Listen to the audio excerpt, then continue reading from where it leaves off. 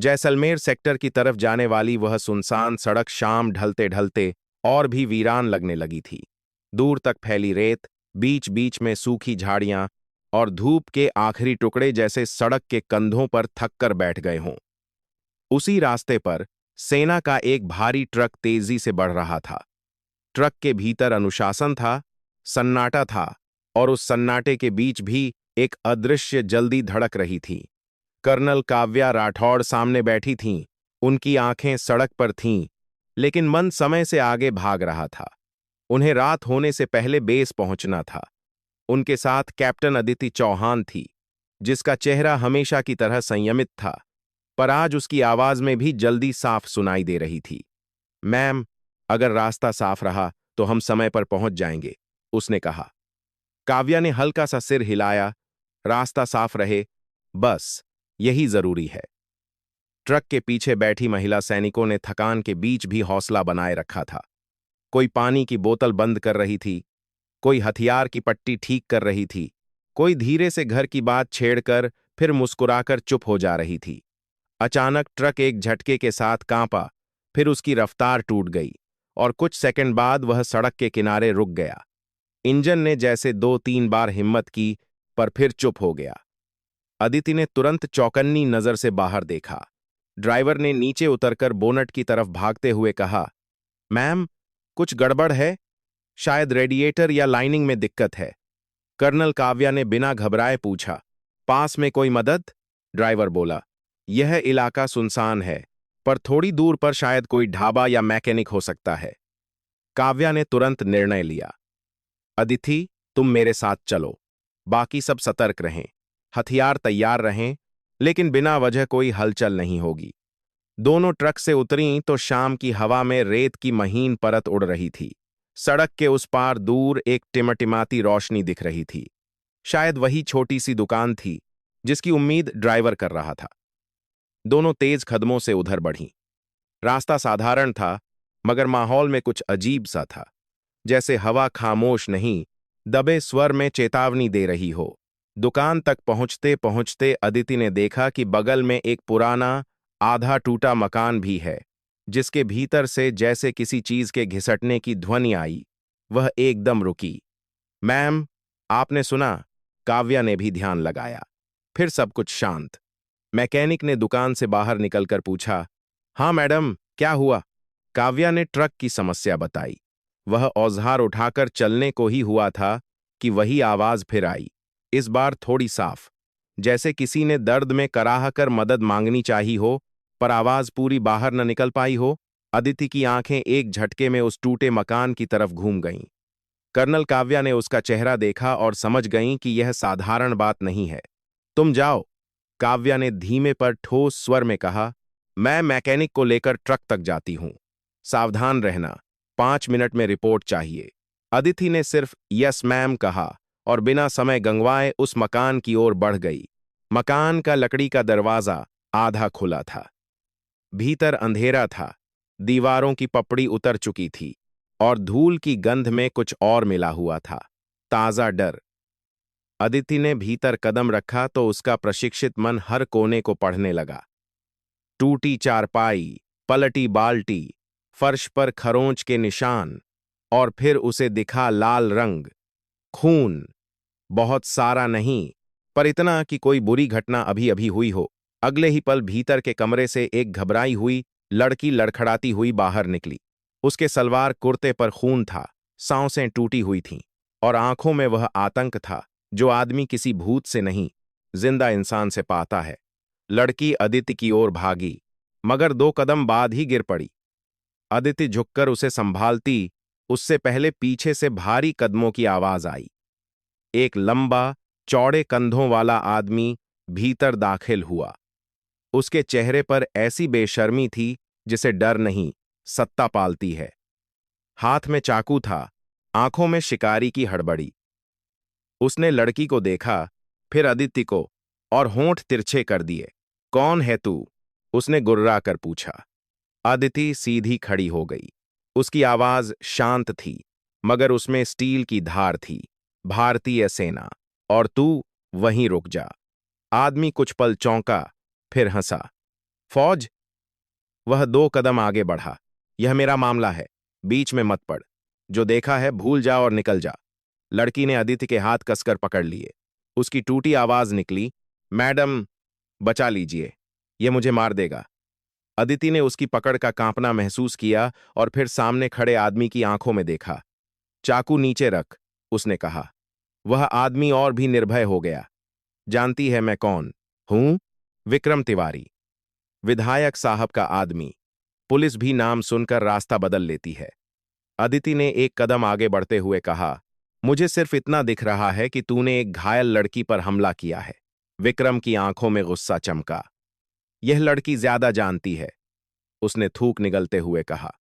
और ज्यादा जानने वालों का क्या होता है, वो भी जानती है। लड़की ने सिसकते हुए कहा, इसने अपनी बीवी को मारा है। मैंने देखा था। बस इतना सुनना था कि विक्रम जैसे पूरी तरह बौखला गया।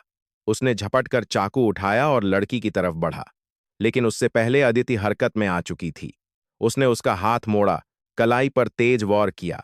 चाकू आधा छूटा, मगर विक्रम ताकतवर था। उसने अदिति को धक्का दिया। कुर्सी गिर गई, दीवार से धूल झड़ पड़ी। कुछ सेकंड के लिए कमरा हाथापाई से भर गया। अदिति ने उसे 2 घूंसे मारे, मगर विक्रम ने फुर्ती से बाहर की तरफ छलांग लगाई। जाते जाते उसने पलटकर ऐसी नजर डाली मानो यह लड़ाई अभी खत्म नहीं हुई। जिसे बचा रही है वह दांत पीसते हुए बोला, उसे भी पछतावा होगा और तुझे भी। फिर वह अंधेरे में गुम हो गया। अदिति ने उसका पीछा करने की कोशिश की, पर लड़की की हालत बिगड़ती देख तुरंत लौट आई। पेट के पास गहरा घाव था और खून अब तेजी से बह रहा था। उसने फील्ड ड्रेसिंग निकाली, घाव पर दबाव बनाया और लड़की का चेहरा ऊपर उठाकर कहा, सुनो, मेरी तरफ देखो। नाम क्या है तुम्हारा? लड़की ने मुश्किल से आंखें खोलीं। पूजा। पूजा, होश में रहो, तुम सुरक्षित हो, मैं तुम्हें यहां से निकाल रही हूं। लड़की के होंठ कांपे। वो मुझे नहीं छोड़ेगा, अदिति ने दृढ़ स्वर में कहा। जब तक मैं यहां हूं कोई तुम्हें हाथ नहीं लगा सकता। तभी बाहर से कर्नल काव्या की आवाज आई, अदिति। वह तुरंत बाहर आईं और दृश्य देखते ही सब समझ गईं। स्थिति? उन्होंने पूछा। अदिति ने संक्षेप में कहा, घायल महिला, चाकू का घाव, हमलावर फरार। बयान के मुताबिक राजनीतिक आदमी का खास गुर्गा है। समय बहुत कम है। काव्या ने बिना 1 सेकंड गंवाए निर्णय लिया। मैकेनिक ट्रक ठीक कर रहा है, हम इसे अभी लेकर चलते हैं। नजदीकी नागरिक अस्पताल जोखिम है, सीधे मिलिट्री अस्पताल। दोनों ने मिलकर पूजा को सावधानी से उठाया और ट्रक तक लाईं। महिला सैनिकों के चेहरों पर चिंता फैल गई। किसी ने पानी लाकर दिया, किसी ने स्ट्रेचर जैसी व्यवस्था बनाई, किसी ने पट्टी पकड़ने में अदिति की मदद की। ट्रक अब तक ठीक हो चुका था। कर्नल काव्या ने रेडियो पर संपर्क साधा। मिलिट्री मेडिकल यूनिट, यह कर्नल काव्या राठौड़ बोल रही हूं। हमारे पास एक गंभीर घायल सिविलियन महिला है, चाकू का घाव, भारी रक्तस्राव। 15 से 20 मिनट में पहुंच रहे हैं। इमरजेंसी टीम तैयार रखी जाए। उधर से पुष्टि आई। ट्रक फिर चल पड़ा, मगर अब उसके भीतर मिशन की प्रकृति बदल चुकी थी। अब यह सिर्फ मूवमेंट नहीं था, किसी की जिंदगी से दौड़ थी। अदिति पूजा के पास बैठी थी, उसकी नब्ज देख रही थी, उसे बार बार जगाए रख रही थी। पूजा, सोना मत, मेरी आवाज सुनो। तुम्हारे घर में कौन है? लड़की ने कराहते हुए कहा। मां, दीदी। ठीक है, तुम्हें उनके पास वापस जाना है, इसलिए अभी लड़ना होगा। पूजा की आंखों से आंसू निकले। मैंने कुछ गलत नहीं किया। अदिति ने उसके माथे पर हाथ रखते हुए कहा, गवाह होना गलती नहीं होती, अपराधी का डर सच को बदल नहीं सकता। कर्नल काव्या पीछे मुड़ी। अदिति, रक्तस्राव बहुत है मैम, लेकिन प्रेशर बनाए हुए हूं, हमें जल्दी पहुंचना होगा। ट्रक पूरी गति से भाग रहा था कि सामने दूर चमकती लाल बत्ती और बैरिकेड्स दिखाई दिए। सड़क पर पुलिस की अस्थायी चौकी लगी थी। ड्राइवर ने धीमे स्वर में कहा, मैम, आगे चेकिंग। कर्नल काव्या ने तेजी से स्थिति आंकी। हॉर्न दो, सिग्नल दो, बताओ इमरजेंसी है। ट्रक रुका नहीं, पर बैरिकेड्स इतने तंग थे कि उसे रोकना पड़ा। चौकी के बीच खड़ी एक महिला पुलिस अधिकारी धीमे धीमे ट्रक की तरफ बढ़ी। उसकी चाल में नियम कम, दिखावा ज्यादा था। वर्दी करीने से पहनी थी, मगर चेहरे पर व्यवस्था का नहीं, वसूली का आत्मविश्वास था। यह इंस्पेक्टर मीना यादव थी। उसके साथ 2 सिपाही और एक महिला कांस्टेबल खड़े थे। मीना ने ट्रक को ऊपर से नीचे तक देखा, फिर बिना सलामी, बिना औपचारिकता के पूछा, कहाँ जा रहे हो? ड्राइवर ने कहा, मैडम, मिलिट्री मूवमेंट है, रास्ता दें। मीना हंसी, रास्ता देंगे, पर पहले चेकिंग होगी। आजकल मिलिट्री के नाम पर भी बहुत कुछ चलता है। अदिति तुरंत नीचे उतरी। इंस्पेक्टर, हमारे ट्रक में गंभीर घायल लड़की है। चाकू का हमला हुआ है। हमें तुरंत मिलिट्री अस्पताल पहुंचना है। मीना ने जैसे कुछ सुना ही नहीं। वह ट्रक के अगले हिस्से पर हाथ मारते हुए बोली, कागज कहाँ है? Movement order, permit? Colonel Kavya भी नीचे आ गईं। उनका स्वर नियंत्रित था, पर उसमें आदेश की गरिमा थी। मैं कर्नल काव्या राठौड़। यह इमरजेंसी मेडिकल केस है। आप चाहें तो घायल की हालत देख सकती हैं, लेकिन अभी बैरिकेड हटाइए। मीना ने उनकी तरफ एक नपी तुली नजर से देखा। कुछ लोग वर्दी देखकर सम्मान से भरते हैं, कुछ जलन से। मीना दूसरी श्रेणी की थी। कर्नल साहिबा, उसने होंठ भींचकर कहा, यह हाईवे पुलिस का इलाका है। यहां आपका नहीं, मेरा नियम चलेगा। उसके शब्दों में जितनी हिम्मत थी, उतनी ही लापरवाही भी। अदिति ने फिर समझाया, एक लड़की मर सकती है। मीना ने ठंडी आवाज में कहा, हर कोई यही कहानी सुनाता है। किसी की मां बीमार, किसी की बीवी अस्पताल में, किसी का बच्चा मर रहा है। हमें नया कुछ सुनाओ। ट्रक के भीतर दर्द से कराहती पूजा की आवाज बाहर तक आने लगी। एक जवान ने पर्दा हटाकर कहा, मैम, उसकी नब्ज गिर रही है। काव्या की आंखें सख्त हो गईं। इंस्पेक्टर, यह मजाक का समय नहीं है। रास्ता साफ कीजिए। मीना ने बैरिकेड के पास खड़े सिपाहियों को इशारे से रुकाए रखा। फिर थोड़ी नीचे आवाज करके, मगर इतनी कि सब सुन लें, बोली, इमरजेंसी हो या न हो, यहां बिना सहयोग कुछ जल्दी नहीं होता। अदिति ने उसकी आंखों में देखकर पूछा, आप रिश्वत मांग रही हैं? मीना तनिक भी नहीं झेंपी। शब्दों में मत उलझो, उसने कहा। इतनी जल्दी है तो 25,000 निकालो और निकल जाओ। कुछ सेकंड के लिए वातावरण जैसे जम गया। महिला सैनिकों के चेहरे तमतम्मा उठे, मगर वे अनुशासन में थीं। कर्नल काव्या ने संयम से कहा, तुम्हें अंदाजा भी है कि तुम किस स्थिति में यह बात कह रही हो? मीना ने कंधे उचकाए। मुझे सब समझ आता है, और मुझे यह भी पता है कि जब लोग सच में मजबूर होते हैं तो पैसे निकाल ही लेते हैं। अदिति एकदम सीधी खड़ी हो गई। उसकी आवाज अब और भी शांत थी, मगर उसमें ऐसा कठोर सत्य था जो अपमान से नहीं टूटता। मैं भारतीय सेना की अधिकारी हूं, रिश्वत नहीं दूंगी। जो कानूनी कार्रवाई करनी है, कीजिए, लेकिन रास्ता रोककर एक घायल नागरिक की जान नहीं ले सकती। मीना के चेहरे पर गुस्सा ऐसे उभरा जैसे किसी ने उसके सामने आईना रख दिया हो। बहुत अकड़ है। वह फुफकार कर बोली, वर्दी पहन ली तो समझ लिया कानून से ऊपर हो। अदिति ने जवाब दिया, कानून से ऊपर कोई नहीं, इसीलिए मैं रिश्वत नहीं दूंगी। यह वही क्षण था जहां हालात संभल भी सकते थे और पूरी तरह बिगड़ भी सकते थे। मीना ने दूसरी राह चुनी। उसने सिपाहियों की तरफ मुड़कर आदेश दिया, गाड़ी यहीं रोको और इस कप्तान को नीचे लाओ। कर्नल काव्या आगे बढ़ीं। तुम सीमा पार कर रही हो? मीना ने तेज स्वर में कहा, मैं अपना काम कर रही हूं। इन्होंने पुलिस कार्यवाही में बाधा डाली है। अदिति ने पीछे मुड़कर ट्रक के भीतर देखा। पूजा की सांस उखड़ रही थी। निर्णय एक क्षण में लेना था। उसने कर्नल काव्या की ओर देखा, फिर बहुत धीमे लेकिन स्पष्ट स्वर में कहा, मैम, आप ट्रक लेकर निकल जाइए। लड़की को अस्पताल पहुंचाइए, मैं यहां संभाल लूंगी।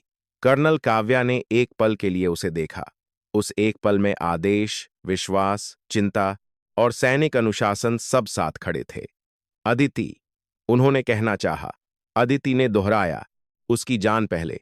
पीछे से पूजा की दर्द भरी कराह आई। वही अंतिम तर्क था। काव्या ने तुरंत निर्णय लिया, ड्राइवर, ट्रक आगे बढ़ाओ, अभी। मीना ने चिल्लाकर कहा, कोई गाड़ी आगे नहीं जाएगी। लेकिन ठीक उसी क्षण अदिति उसके सामने आकर खड़ी हो गई। आप मुझे रोकना चाहती हैं? उसने कहा, रोकिए, लेकिन ट्रक नहीं रुकेगा।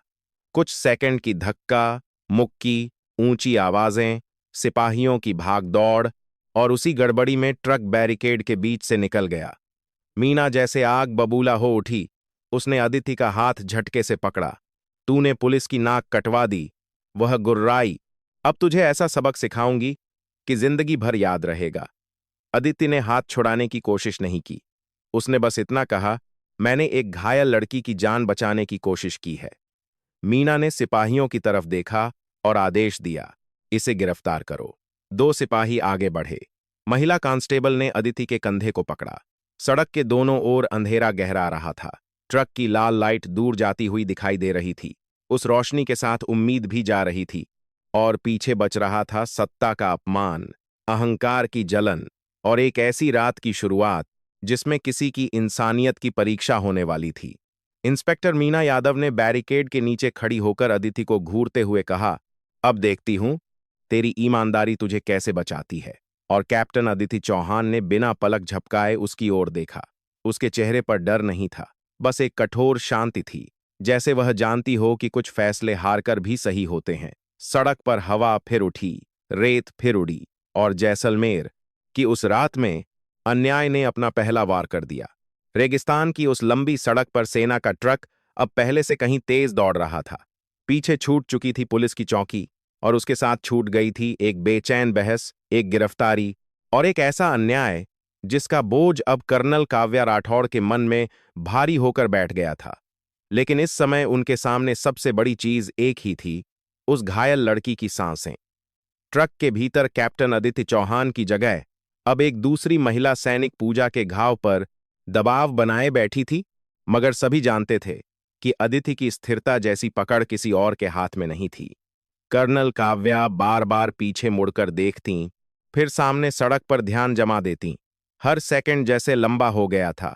ट्रक की हेडलाइट्स अंधेरे को चीरती हुई आगे बढ़ रही थीं, और भीतर हर कोई एक ही उम्मीद पकड़े था, अस्पताल समय पर पहुंच जाए। पूजा की सांसें अब हल्की हल्की टूटने लगी थीं। उसके होंठ सूख गए थे और चेहरा पीला पड़ता जा रहा था। एक जवान ने धीरे से कहा, मैम, इसकी नब्ज बहुत धीमी हो रही है। कर्नल काव्या ने रेडियो उठाया और आवाज को दृढ़ बनाए रखा। मिलिट्री मेडिकल यूनिट, यह कर्नल काव्या बोल रही हूं। हम 5 मिनट दूर हैं। मरीज की हालत नाजुक है। ऑपरेशन टीम तुरंत तैयार रहे। उधर से तुरंत जवाब आया, रोजर मैम, इमरजेंसी टीम तैयार है। ट्रक ने आखिरी मोड़ काटा और सामने मिलिट्री अस्पताल की इमारत दिखाई दी। गेट खुल चुका था।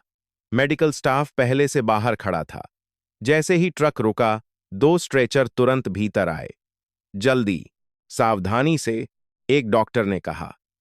पूजा को स्ट्रेचर पर रखा गया। खून से भीगा कपड़ा हटाया गया और घाव देखते ही डॉक्टर की भौहें सिकुड़ गईं। इंटरनल ब्लीडिंग का खतरा है, तुरंत ओटी तैयार करो। नर्सें तेजी से काम में लग गईं। कुछ ही सेकंड में स्ट्रेचर अस्पताल के भीतर गायब हो गया। कर्नल काव्या वहीं खड़ी रहीं, जैसे शरीर वहीं हो मगर मन अभी भी उस पुलिस चौकी पर अटका हो जहां उनकी कैप्टन को रोक लिया गया था। कुछ देर बाद डॉक्टर बाहर आए। उनके चेहरे पर वही संतुलन था जो डॉक्टर सीखते हैं ना, ज्यादा आशा दिखानी, न ज्यादा डर। कर्नल, आपने सही समय पर उसे पहुंचा दिया, उन्होंने कहा। अगर 10-15 मिनट और देर हो जाती तो शायद उसे बचाना मुश्किल हो जाता। काव्या ने गहरी सांस ली, मगर राहत पूरी नहीं थी। वह अभी कैसी है? उन्होंने पूछा। डॉक्टर ने कहा, अभी ऑपरेशन चल रहा है। खून काफी बह चुका है, लेकिन हम कोशिश कर रहे हैं। अगले कुछ घंटे बहुत महत्वपूर्ण हैं। कर्नल काव्या ने सिर हिलाया, मगर उसी क्षण उनके मन में एक और सवाल गूंज उठा, अदिति। वही अदिति जिसने बिना झिझक खुद को पीछे छोड़ दिया ताकि एक नागरिक की जान बच सके। वही अदिति जो अब एक पुलिस स्टेशन में बंद थी। अस्पताल के कॉरिडोर की ठंडी रोशनी में खड़ी काव्या ने जेब से फोन निकाला। उन्होंने एक नंबर मिलाया। कुछ सेकंड बाद दूसरी तरफ से आवाज आई, ब्रिगेडियर अर्जुन मेहता। काव्या ने बिना भूमिका के कहा, सर, एक गंभीर स्थिति है। उन्होंने पूरा घटनाक्रम बताया। घायल लड़की, पुलिस चौकी, रिश्वत की मांग और कैप्टन अदिति की गिरफ्तारी। फोन के दूसरी तरफ कुछ पल खामोशी रही। फिर ब्रिगेडियर की आवाज आई, जो अब पहले से कहीं ठंडी थी। क्या उन्होंने एक आर्मी ऑफिसर को हिरासत में लिया है? Yes sir. और कारण? काव्या ने धीमे स्वर में कहा, रिश्वत देने से इनकार। कुछ सेकंड बाद ब्रिगेडियर बोले, मैं तुरंत बात करता हूं, यह मामला यहीं नहीं रुकेगा। उधर पुलिस स्टेशन में रात धीरे धीरे गहराती जा रही थी। इंस्पेक्टर मीना यादव अपने कमरे में कुर्सी पर बैठी थी और सामने कैप्टन अदिति चौहान खड़ी थी। उसकी वर्दी अब भी वैसी ही सजी हुई थी, मगर उसके हाथों में हथकड़ी थी। मीना ने मेज पर उंगलियां थपथपाईं और मुस्कुराई। बहुत बहादुर बन रही थी ना सड़क पर, उसने कहा। अदिति ने शांत स्वर में जवाब दिया, मैंने सिर्फ एक घायल लड़की को अस्पताल पहुंचाने की कोशिश की। मीना ने कुर्सी से पीछे झुकते हुए कहा, और मैंने सिर्फ कानून का पालन किया। अदिति ने सीधे उसकी आंखों में देखा। कानून रिश्वत नहीं मांगता। कमरे में कुछ सेकंड के लिए खामोशी छा गई। मीना का चेहरा तमतमा उठा। तुम जैसी लोग, उसने धीमे स्वर में कहा, वर्दी पहनकर सोचते हो कि तुम बहुत बड़े हो, मगर यहां पुलिस स्टेशन है, यहां हमारा नियम चलता है। अदिति ने कोई जवाब नहीं दिया। उसकी चुप्पी मीना को और चुभने लगी। सिपाही, मीना ने आवाज लगाई। 2 कांस्टेबल अंदर आए। इसे लॉकअप में डाल दो, सुबह देखेंगे इसकी बहादुरी कितनी बचती है। कांस्टेबल अदिति को लेकर बाहर चले गए। पुलिस स्टेशन के पीछे एक छोटा सा लॉकअप था। लोहे की सलाखें, ठंडी फर्श और ऊपर एक पीली बल्ब की रोशनी जो कमरे को आधा रोशन करती थी, आधा अंधेरा छोड़ देती थी। दरवाजा खुला। अदिति को भीतर धकेला गया। बहुत अकड़ है, एक कांस्टेबल बुदबुदाया।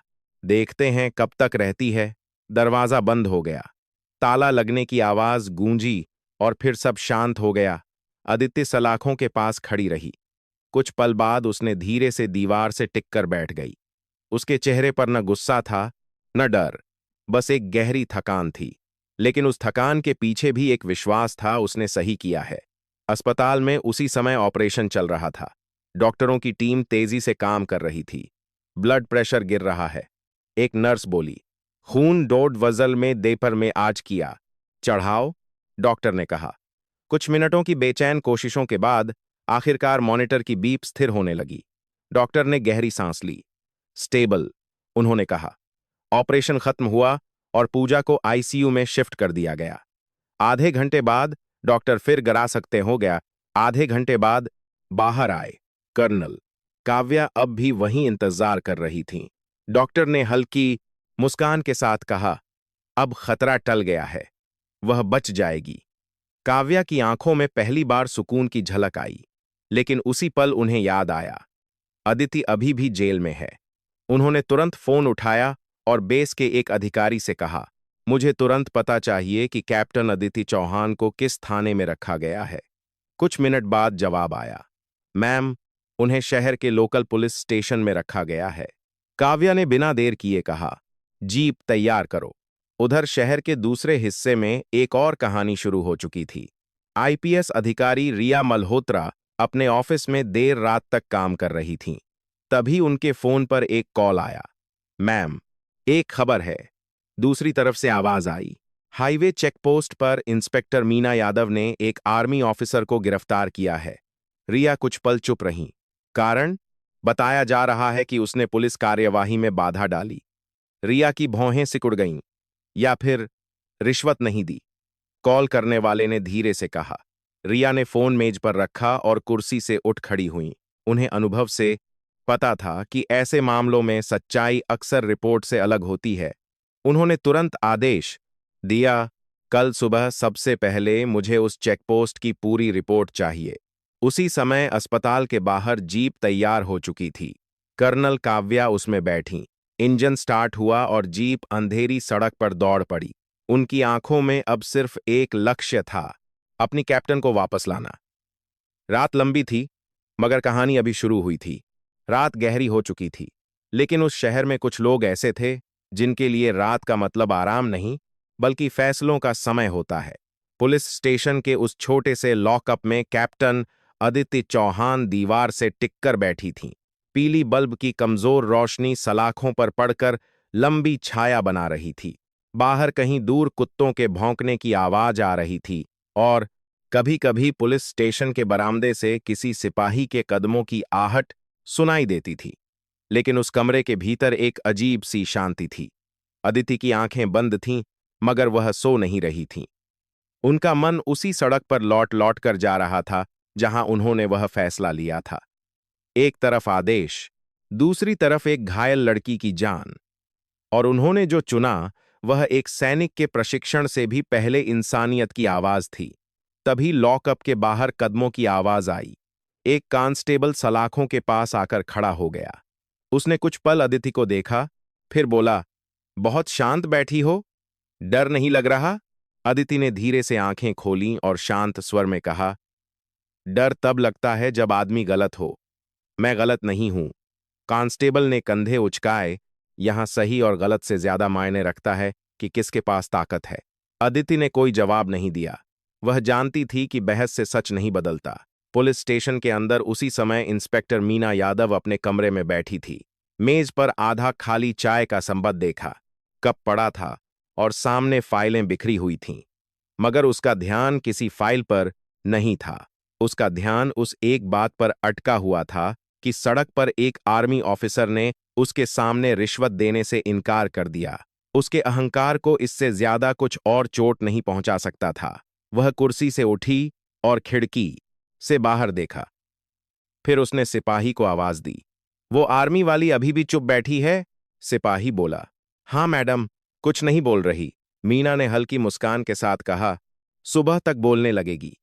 उसी समय पुलिस स्टेशन के बाहर जीप की आवाज आई। हेडलाइट्स ने कुछ पल के लिए पूरे बरामदे को रोशन कर दिया। सिपाही ने बाहर झांककर देखा और फिर जल्दी से अंदर आया। मैडम, उसने कहा, एक आर्मी कर्नल आई हैं। मीना ने भौं उठाई। नाम? कर्नल काव्या राठौड़। मीना ने कुर्सी पर बैठते हुए धीमे से कहा, तो आखिर आ ही गई। दरवाजा खुला और कर्नल काव्या अंदर आईं। उनका चेहरा शांत था, मगर आंखों में कठोर दृढ़ता थी। कमरे में कुछ सेकंड तक दोनों एक दूसरे को देखती रहीं। फिर काव्या ने कहा, मैं कैप्टन अदिति चौहान से मिलने आई हूं। मीना ने मेज पर उंगलियां रखते हुए जवाब दिया, यह पुलिस स्टेशन है, मिलिट्री कैंप नहीं। यहां नियम होते हैं। काव्या ने सीधे कहा, एक आर्मी ऑफिसर को बिना उचित कारण हिरासत में लिया गया है। मैं उससे मिलना चाहती हूं। मीना की मुस्कान थोड़ी और गहरी हो गई। कारण तो है, उसने कहा, पुलिस की कार्यवाही में बाधा डालना। काव्या ने शांत स्वर में कहा, वह एक घायल नागरिक को अस्पताल पहुंचा रही थी। मीना ने कंधे उचकाए। हर अपराधी यही कहानी सुनाता है। काव्या की आंखें कुछ पल के लिए सख्त हो गईं। इंस्पेक्टर, उन्होंने कहा, मैं यहां बहस करने नहीं आई। मुझे अपनी अधिकारी से मिलना है। मीना ने कुर्सी पर पीछे झुकते हुए कहा, रात हो चुकी है, मुलाकात सुबह होगी। कमरे में कुछ सेकंड के लिए खामोशी छा गई। फिर काव्या ने बिना आवाज ऊंची किए कहा, ठीक है, मैं सुबह फिर आऊंगी। इतना कहकर वह मुड़ीं और बाहर चली गईं। मीना ने उन्हें जाते हुए देखा और धीरे से मुस्कुरा दी, लेकिन उसे अंदाजा नहीं था कि कहानी यहीं रुकने वाली नहीं है। उसी समय शहर के दूसरे छोर पर आईपीएस अधिकारी रिया मल्होत्रा अपने ऑफिस में बैठी थीं। रात का सन्नाटा था और टेबल लैंप की रोशनी में कई रिपोर्टें फैली हुई थीं। उनके सामने वही खबर खुली थी, हाईवे चेकपोस्ट पर आर्मी ऑफिसर की गिरफ्तारी। रिया ने धीरे धीरे पूरी रिपोर्ट पढ़ी। फिर उन्होंने सिर उठाकर खिड़की के बाहर देखा। उन्हें अनुभव से पता था कि जब किसी केस में इतनी जल्दी कार्रवाई होती है तो अक्सर सच कहीं छुपा होता है। उन्होंने इंटरकॉम उठाया और कहा, मुझे इंस्पेक्टर मीना यादव के पिछले रिकॉर्ड चाहिए। कुछ मिनट बाद फाइल उनके सामने रख दी गई। रिया ने पन्ने पलटने शुरू किए। शिकायतें, आरोप और हर बार मामला दबा दिया गया था। रिया ने फाइल बंद की और कुर्सी से उठ खड़ी हुई। कल सुबह, उन्होंने खुद से कहा, मैं खुद उस चेकपोस्ट पर जाऊंगी। उधर पुलिस स्टेशन के लॉकअप में रात धीरे धीरे बीत रही थी। अदिति अब भी शांत बैठी थीं। कभी कभी वह सिर उठाकर सलाखों के पार देखतीं, फिर आंखें बंद कर लेतीं। अचानक बाहर कदमों की तेज आवाज आई। दरवाजा खुला और वही कांस्टेबल अंदर आया। उसने कहा, कर्नल आई थीं तुमसे मिलने। अदिति ने हल्का सा सिर उठाया। मिली? कांस्टेबल ने सिर हिलाया। नहीं, सुबह आएंगी। अदिति ने बस इतना कहा। ठीक है। कांस्टेबल कुछ पल उसे देखता रहा। शायद उसे उम्मीद थी कि वह गुस्सा करेगी या बेचैन होगी, मगर उसके चेहरे पर वही स्थिरता थी। आखिर वह बुदबुदाया, तुम लोग अजीब होते हो। अदिति ने हल्की मुस्कान के साथ कहा, हम सिर्फ अपना काम करते हैं। रात का आखिरी पहर बीतने लगा। आसमान के किनारे हल्की रोशनी उभरने लगी थी। उसी समय शहर की सड़कों पर एक सरकारी जीप तेजी से आगे बढ़ रही थी। उसमें बैठी थीं आईपीएस अधिकारी रिया मल्होत्रा। उनकी आंखों में वही कठोर शांति थी जो किसी अधिकारी के भीतर तब होती है जब वह सच तक पहुंचने का फैसला कर लेता है। जीप सीधे हाईवे की तरफ जा रही थी, वही चेकपोस्ट जहां पिछली रात सब कुछ शुरू हुआ था। रिया ने रास्ते में अपने ड्राइवर से कहा, आज हम देखेंगे कि यहां असल में क्या होता है। सूरज की पहली किरणें रेगिस्तान की रेत पर पड़ने लगी थीं। हवा में हल्की ठंडक थी, लेकिन उस सुबह कई लोगों के लिए यह दिन साधारण नहीं होने वाला था, क्योंकि जब सच धीरे धीरे सामने आता है तो सबसे पहले वह उन लोगों को बेचैन करता है जिन्होंने उसे छुपाया होता है। और इंस्पेक्टर मीना यादव को अभी तक यह अंदाजा नहीं था कि उसकी बनाई हुई कहानी अब ज्यादा देर तक टिकने वाली नहीं है। सुबह की पहली रोशनी धीरे धीरे रेगिस्तान की रेत पर फैल रही थी। रात की ठंडी हवा अब हल्की गर्माहट में बदलने लगी थी, लेकिन उस पुलिस स्टेशन के भीतर अभी भी रात की भारी खामोशी बाकी थी।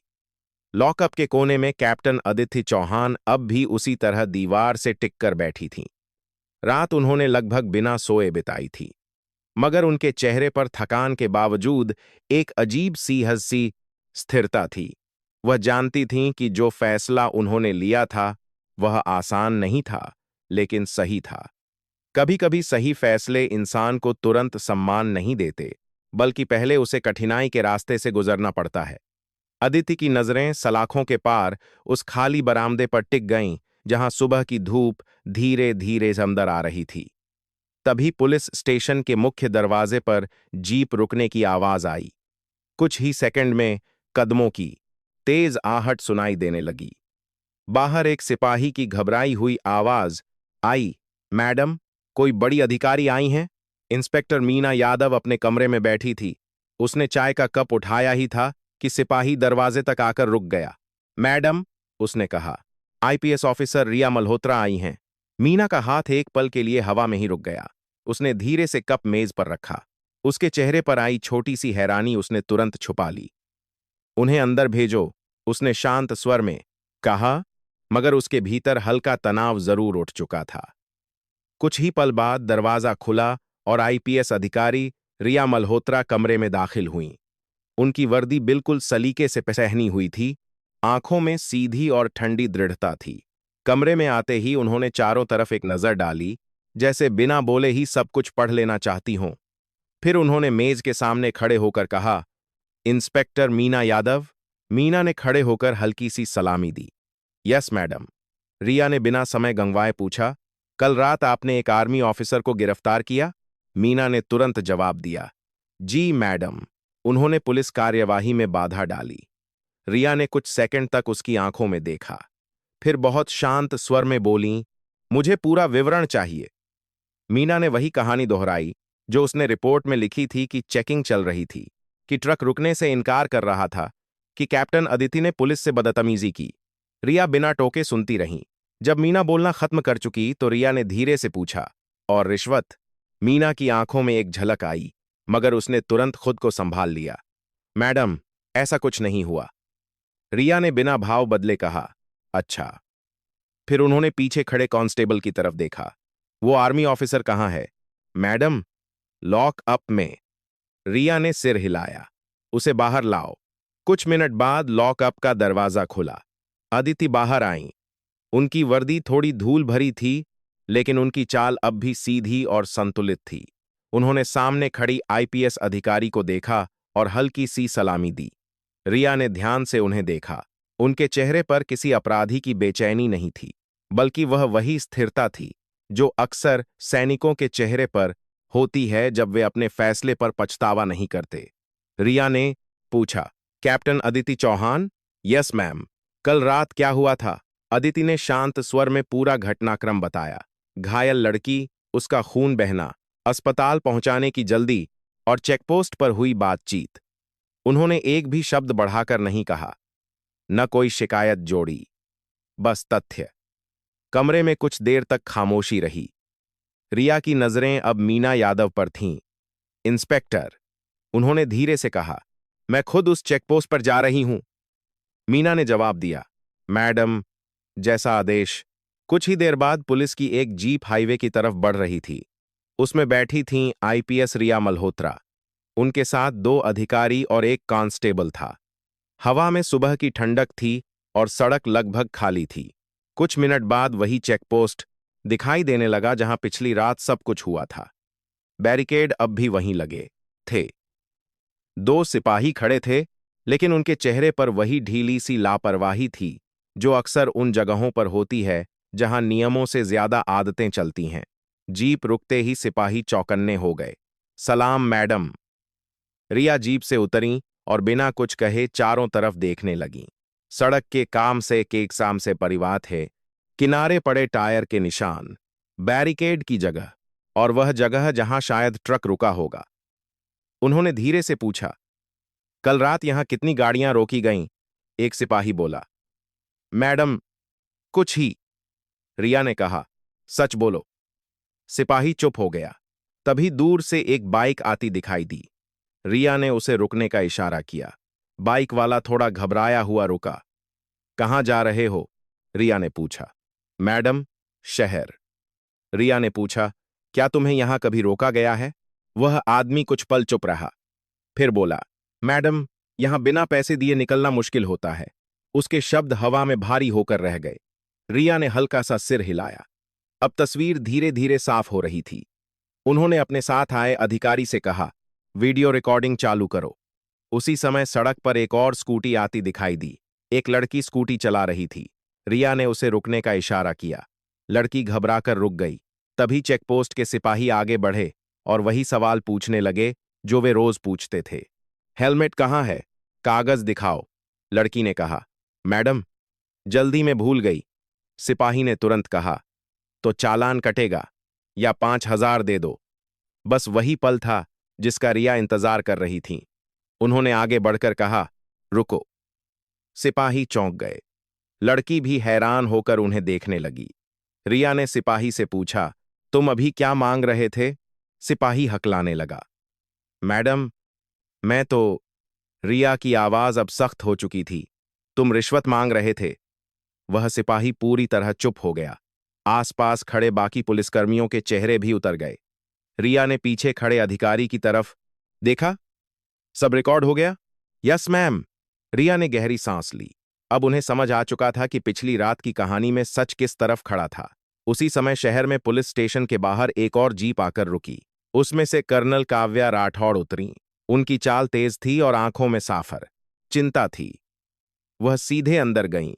सिपाही ने उन्हें पहचान लिया। Ma'am, IPS officer check post गई हैं। काव्या ने सिर हिलाया। उन्हें अब इंतजार करना था, लेकिन उन्हें भरोसा था कि सच देर से सही सामने जरूर आएगा। और उसी सुबह हाईवे की उस सड़क पर सच पहली बार खुलकर सामने आने लगा था।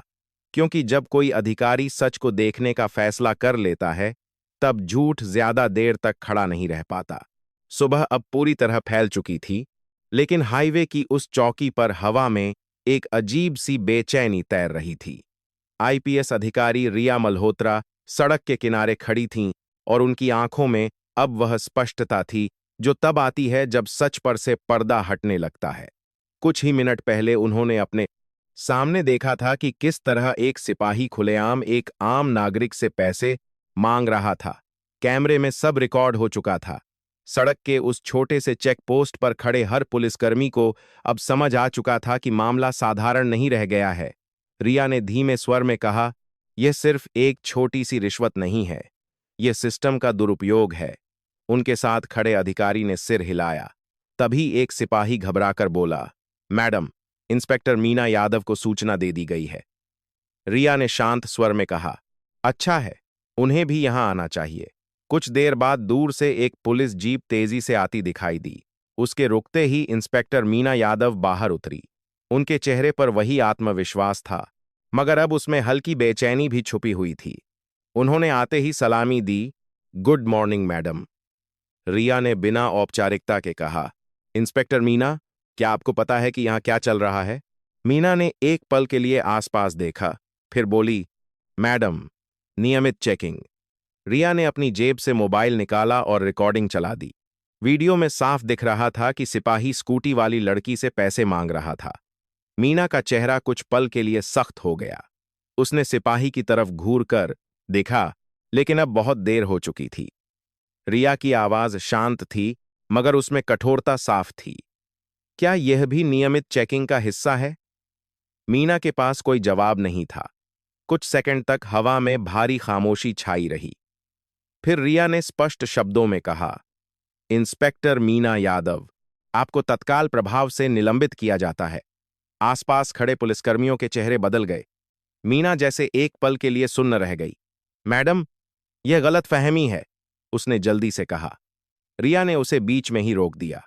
गलतफहमी तब होती है जब सच साफ न हो। यहां सच रिकॉर्ड हो चुका है। उन्होंने अपने साथ आए अधिकारी से कहा, इनके खिलाफ विभागीय जांच शुरू की जाए। मीना अब पूरी तरह समझ चुकी थी कि मामला उसके हाथ से निकल चुका है। उसकी आंखों में पहली बार डर की झलक दिखाई दी, लेकिन रिया की नजरें अब उससे हट चुकी थीं। उन्होंने अपने अधिकारी से पूछा, कैप्टन अदिति चौहान अभी कहाँ हैं? मैडम, अभी भी पुलिस स्टेशन में, रिया ने बिना देर किए कहा। चलो।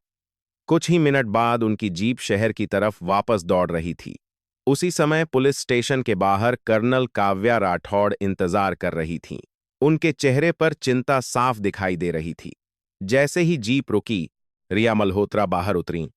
काव्या तुरंत आगे बढ़ीं। दोनों अधिकारियों की आंखें मिलीं। रिया ने सीधे कहा, कर्नल, आपकी अधिकारी को गलत तरीके से हिरासत में लिया गया था। काव्या ने गहरी सांस ली। क्या वह अभी रिहा हो सकती है? रिया ने सिर हिलाया। अभी। कुछ ही मिनट बाद लॉकअप का दरवाजा खोला गया। कैप्टन अदिति चौहान बाहर आईं। जब उन्होंने सामने कर्नल काव्या को देखा तो हल्की सी सलामी दी। काव्या ने उनकी तरफ देखा और पहली बार उनके चेहरे पर गर्व की हल्की मुस्कान आई। कैप्टन, उन्होंने कहा, आपने सही फैसला लिया था। अदिति ने बस इतना कहा, मैम, एक नागरिक की जान बचाना हमारा कर्तव्य था। उसी समय रिया ने कहा, और अब एक और काम बाकी है। सबकी नजरें उनकी तरफ उठीं। जिस आदमी ने उस लड़की पर हमला किया था, उसे पकड़ना होगा। अस्पताल में उसी समय पूजा यादव आईसीयू के बिस्तर पर लेटी हुई थी। ऑपरेशन के बाद अब उसकी हालत स्थिर थी। उसकी हालत अब जाना तक मां और बहन उसके पास बैठी थीं। कुछ देर बाद कर्नल काव्या, कैप्टन अदिति और आईपीएस रिया वहां पहुंचे। रिया ने धीरे से पूछा, क्या वह बात कर सकती है? डॉक्टर ने कहा, थोड़ी देर के लिए। पूजा ने आंखें खोलीं। जब उसने अदिति को देखा तो उसकी आंखों में आंसू आ गए। मैडम, आपने मेरी जान बचाई। अदिति ने शांत स्वर में कहा, तुम सुरक्षित हो। अब हमें सच जानना है। पूजा ने धीरे धीरे पूरी कहानी बताई। विक्रम तिवारी, उसने अपनी पत्नी की हत्या की थी। मैंने उसे देखा था, इसलिए वह मुझे भी मारना चाहता था। कमरे में कुछ पल के लिए सन्नाटा छा गया। रिया ने धीरे से कहा, तो वह सिर्फ हमला नहीं था, यह गवाह को खत्म करने की कोशिश थी। कर्नल काव्या ने गंभीर स्वर में कहा, अब उसे छुपने की जगह नहीं मिलेगी। उसी शाम पुलिस की एक टीम तैयार की गई। जानकारी मिली कि विक्रम तिवारी शहर के बाहर एक फार्म हाउस में छिपा हुआ है। रिया ने टीम को निर्देश दिए, कोई जल्दबाजी नहीं, हमें उसे जिंदा पकड़ना है। रात होते ही पुलिस की गाड़ियां चुपचाप उस इलाके की तरफ बढ़ने लगीं। फार्म हाउस चारों तरफ से घेर लिया गया। हवा में सन्नाटा था। एक अधिकारी ने धीरे से कहा, मैम, वह अंदर है। रिया ने हाथ उठाकर संकेत दिया, दरवाजा तोड़ो। दरवाजा जोर से खुला। अंदर अफरा तफरी मच गई। विक्रम तिवारी भागने की कोशिश कर रहा था, लेकिन कुछ ही सेकंड में पुलिस ने उसे घेर लिया। रुक जाओ, एक अधिकारी चिल्लाया। विक्रम ने भागने की कोशिश की, मगर एक सिपाही ने उसे पकड़ लिया। कुछ ही पल में उसके हाथों में हथकड़ी थी। वह गुस्से से चिल्ला रहा था, तुम जानते नहीं मैं कौन हूं, विधायक साहब मुझे छुड़ा लेंगे। रिया ने उसके सामने आकर कहा, अब कानून तय करेगा कि तुम कौन हो। पुलिस की जीप में बैठाकर उसे थाने ले जाया गया। उसी समय पुलिस स्टेशन में इंस्पेक्टर मीना यादव एक कुर्सी पर बैठी थी। अब उसकी वर्दी में वही आत्मविश्वास नहीं था। जब उसने देखा कि विक्रम तिवारी हथकड़ी में लाया जा रहा है, तो उसकी नजरें नीचे झुक गईं। कहानी अब पूरी तरह पलट चुकी थी। कुछ घंटे पहले जो लोग ताकत के भरोसे खड़े थे, अब वही लोग कानून के सामने खड़े थे। और उस रात शहर ने पहली बार महसूस किया कि जब सच सामने आता है तो सत्ता, डर और रिश्वत सब धीरे धीरे कमजोर पड़ जाते हैं, क्योंकि आखिर में टिकता वही है जो सही होता है। सुबह की धूप अब शहर की सड़कों पर पूरी तरह फैल चुकी थी। पुलिस स्टेशन के बाहर हलचल थी, लेकिन उस हलचल के बीच एक अजीब सी शांति भी थी, जैसे कोई लंबी लड़ाई आखिरकार खत्म होने के करीब हो। पिछली रात जो घटनाएं हुई थीं, उन्होंने कई लोगों की जिंदगी बदल दी थी। विक्रम तिवारी अब हथकड़ी में था, इंस्पेक्टर मीना यादव निलंबित हो चुकी थी, और कैप्टन अदिति चौहान फिर से अपनी वर्दी की गरिमा के साथ खड़ी थीं। लेकिन कहानी अभी पूरी तरह खत्म नहीं हुई थी। पुलिस स्टेशन के अंदर आईपीएस अधिकारी रिया मल्होत्रा अपनी मेज के सामने खड़ी थीं। सामने विक्रम तिवारी बैठा था। उसके चेहरे पर अभी भी वही अहंकार था जो अक्सर सत्ता के सहारे पनपता है।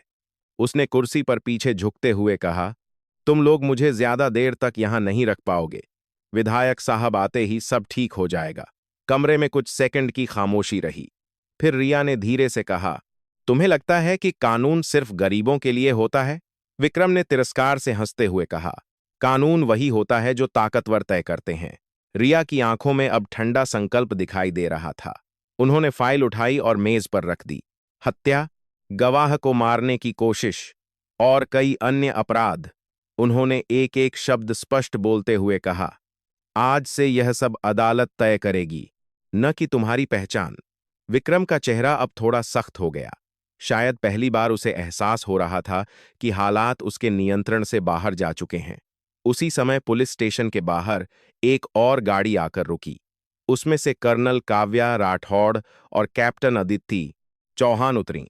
दोनों की चाल में वही संयम था जो सैनिकों की पहचान होता है। अंदर आते ही कई पुलिसकर्मियों ने सम्मान से सलामी दी। कुछ घंटे पहले तक वही जगह थी जहां अदिति एक कैदी की तरह बंद थीं, और अब वही जगह उन्हें सम्मान से देख रही थी। कर्नल काव्या सीधे रिया के कमरे में पहुंची। रिया ने उन्हें देखते ही कहा, कर्नल, जिस आदमी ने उस लड़की पर हमला किया था वह अब हिरासत में है। काव्या ने शांत स्वर में कहा, धन्यवाद, आपने कानून की गरिमा बचाई है। अदिति कुछ कदम पीछे खड़ी थीं। उनकी आंखों में कोई गर्व नहीं था, बस वही सरल संतोष था जो किसी सैनिक को तब मिलता है जब वह अपना कर्तव्य निभा चुका हो।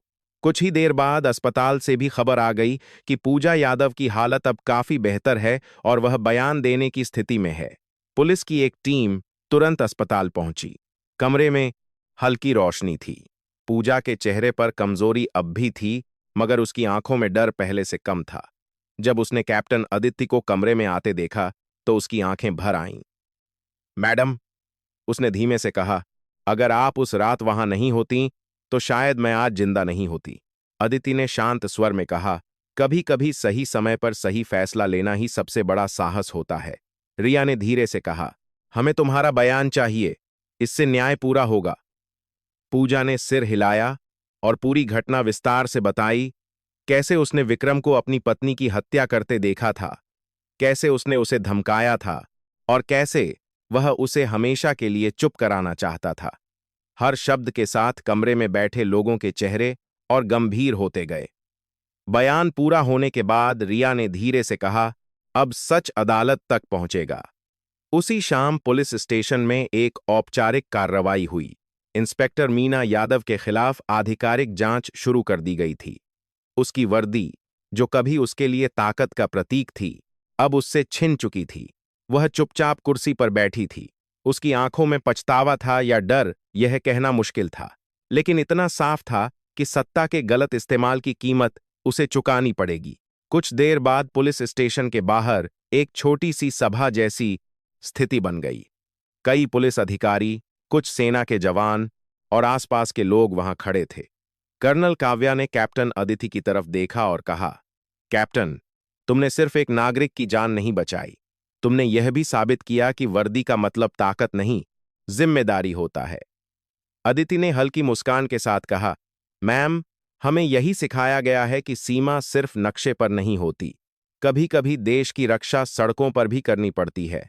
आईपीएस अधिकारी रिया मल्होत्रा ने आगे बढ़कर कहा, और कानून की रक्षा भी सिर्फ अदालतों में नहीं होती। कभी कभी सच्चाई को पहचानने के लिए साहस चाहिए होता है। तीनों अधिकारियों की नजरें कुछ पल के लिए एक साथ मिलीं। उस पल में दो अलग अलग वर्दियां थीं, पुलिस और सेना, लेकिन उद्देश्य एक ही था, न्याय। शाम धीरे धीरे ढलने लगी। शहर में जीवन सामान्य होने लगा था, लेकिन जिन लोगों ने उस पूरी घटना को देखा था, उनके लिए यह दिन हमेशा याद रहने वाला था। पूजा की मां अस्पताल के बाहर खड़ी होकर बार बार भगवान का धन्यवाद कर रही थीं। उनकी आंखों में आंसू थे, मगर इस बार वे राहत के आंसू थे। कुछ दिनों बाद अदालत में मामला पहुंचा। विक्रम तिवारी के खिलाफ मजबूत सबूत थे। पूजा का बयान, मेडिकल रिपोर्ट और पुलिस की जांच। अदालत ने उसे न्यायिक हिरासत में भेज दिया। यह शुरुआत थी उस प्रक्रिया की जिसमें सच धीरे धीरे पूरी तरह सामने आएगा। उस शाम कर्नल काव्या और कैप्टन अदिति मिलिट्री बेस की तरफ लौट रही थीं। गाड़ी की खिड़की से बाहर देखते हुए अदिति कुछ पल चुप रहीं। फिर उन्होंने कहा, मैम, कभी कभी सोचती हूं, अगर उस रात हमने ट्रक नहीं रोका होता तो।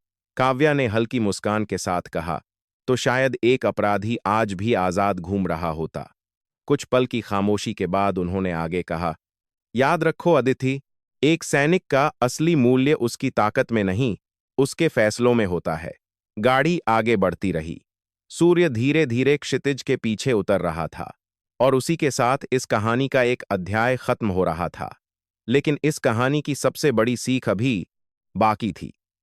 कभी कभी हम सोचते हैं कि एक इंसान का छोटा सा फैसला दुनिया नहीं बदल सकता, लेकिन सच ये है कि सही समय पर लिया गया एक सही फैसला कई जिंदगियां बदल सकता है।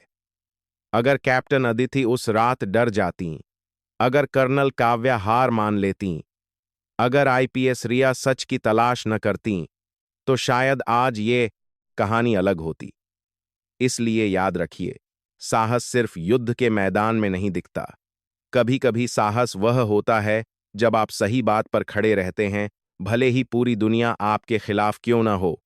और अगर आपको ऐसी कहानियां पसंद आती हैं जहां सच, साहस और इंसानियत की जीत होती है, तो इस वीडियो को जरूर लाइक कीजिए, चैनल को सब्सक्राइब कीजिए और कमेंट में लिखिए, सच्चाई की जीत हमेशा होती है। आपकी एक प्रतिक्रिया हमें और ऐसी कहानियां लाने की प्रेरणा देती है, क्योंकि हर कहानी सिर्फ मनोरंजन नहीं होती। कुछ कहानियां हमें याद दिलाती हैं कि सही रास्ता हमेशा मौजूद होता है। जय हिंद।